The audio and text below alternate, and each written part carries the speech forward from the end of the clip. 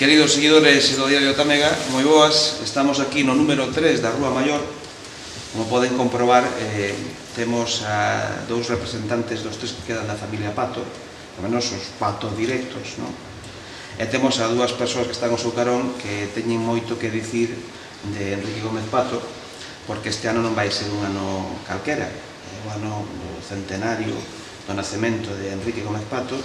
Estamos por este orden da miña esquerda a dereita con Edelmiro de Mateo Mirito, a filla de Enrique Gómez, María Victoria, o seu fillo Antonio Gerardo, e tamén Gerardo Fernández, que está destacando nos últimos anos por as súas esculturas en madeira. Acabamos de desvelar xa porque temos a Gerardo aquí e imos a facelo con Mirito. Contanos, Mirito, de quen foi a culpa de que Enrique Gómez Pato teña un libro que se vai a estrear nestes maios. Bueno, a culpa é baleira, non hai idea que é.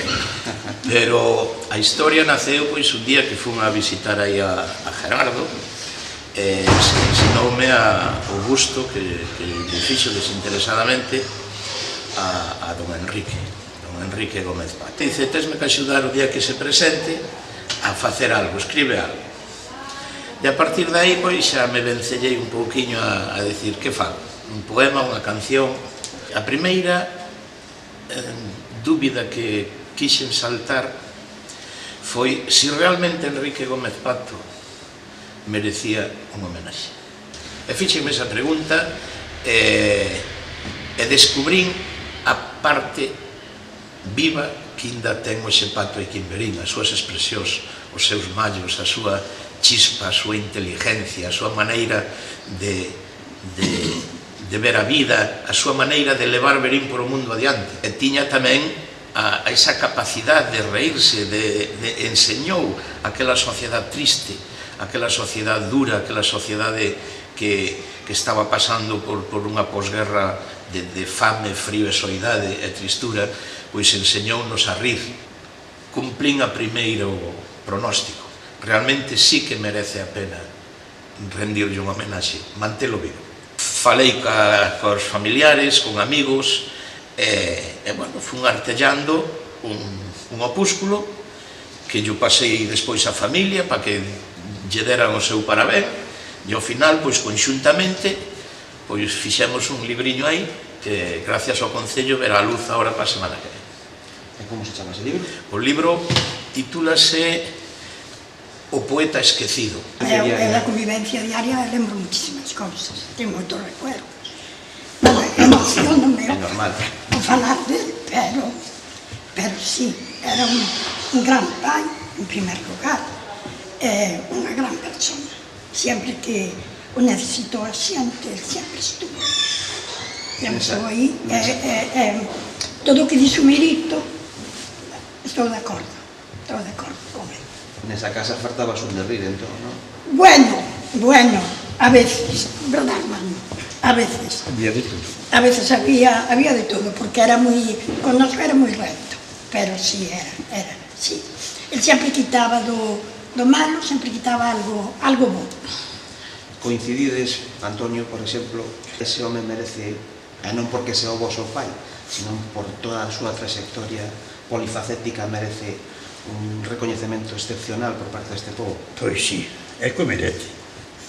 E diviértelo, e agora, gracias aquí ao amigo Gerardo, que o conoceu moito, e foi o que empezou con esta historia, e danse conta das cousas que fixo, porque era un home, como Mirito dice, moi afable con todo o mundo, axudando a todo o mundo, mirando a xente necesitada a axudar, que podíamos incluso a chegar a dicir, non chegar a dicir, sino que o fixo, que a veces, por axudar a persoas, abandonar algo a casa. E os mallos é unha característica que trouxo el, e era a forma de meterse ca xente alegremente, sin chegar nunca a meterse con nadie directamente, Sin ofender. porque nunca puxo un nombre das persoas. Que pasa? Que Virín era máis pequeno, bastante pequeno, e por o que dicía, sabíamos todos máis ou menos de quen iba. Algo tiña que ter. E ao final chegou, por o dicir, que a axuda de Gerardo, porque viu cousas dele, E ele explicará tamén aos meus cousiñas. E pensei, digo, bueno, que podo facer eu para tratar de inmortalizalo, por así dicir. Se algunha valía teño é a madeira, porque nacín entre ela, permitincho a ti a idea, que de hecho estuvo agradecidos por a maneira que o tomaste, non? Porque me podías haber dito, pues mira, non me interesa. Hombre, bueno, unha cousa desas non se pode rechazar. E ademais, que boa intención túa. A única condición, por chamarlle así, é que debe estar nun sitio público onde se vexa e onde se poida recordar. E tiñamolo acabado, pero debido á pandemia esta, pues tuvemos que retrasalo e ali estuvo tapadiño para que non pillera frío. E bueno, estaban moi ilusionados en velo, pero a min tamén non me gustaba moito o que vira, Eu non o vi para ainda, non romper ese momento de emoción. A sociedade actual,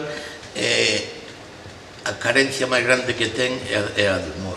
Unha sociedade, cando non é capaz de reírse, está nun proceso complicado. E na época actual, tomara que viñeran 50 patos pa Verín e nos fixeran a reír uns cos outros. Non uns dos outros, uns cos outros, que era o que facía ele, reírse todos xuntos. Era un monologuista, era un monologuista fantástico, porque recreaba el solo o seu argumento. E como vira alguén que lle recordara unha anécdota, xa cambiaba o guión. Cambiaba o chi. Si, lle artellaba o que fixera falta. Que este naceu anticipado. Se houvese nacido hoxe sería un gran cómic. Tanto el como o seu irmán Serafín, que se querían moito, pois comparábanos cos irmáns Quinteiro, por a facilidade que tiñan de artellar as obras de teatro. Unha característica breve de Gómez Pato. Pois unha persona que onde había unha necesidade estaba aí. En dúas palabras, o título do libro: O poeta esquecido. Entretiña, ensinaba e non recordamos a labor que fixo. Que che vou dicir do meu pai? Para mí, único, penso que necesitaba este recordo. Este recordo porque... Fais un pouco de xustiza, non? Penso que sí. El fixo moito por Verín sin ser de Verín. Penso que é merecedor deste... Xa che digo, foi o Plácido un día tamén me chamou e diceme, mira, teño que facer aí unha cousinha, e acordéme de facer algo do teu pai e tal. Estuvo en contacto moito comigo e cada vez que falaba comigo dicíame, cada vez que me meto máis na historia dele, cada vez me gusta máis. O negocio non valía, pode máis algo fora de sexto. Quería aproveitar tamén un momento para agradecerlle ao Merito, porque sempre que o necesito está. Está con creces. Xa se ve, o que iba a ser unha pequena presentación. Por eso. Acabou un libro de cantas páxinas? 100 delas. Por eso, nada máis que eso. A segunda premisa que iba a decir ao principio, aproveito, deixeina para o final. Eu, dende que nacín, aquí en Verín, só recordo a unha persona que lle deran un aplauso no cementerio, e ese foi Enrique Gómez Pato.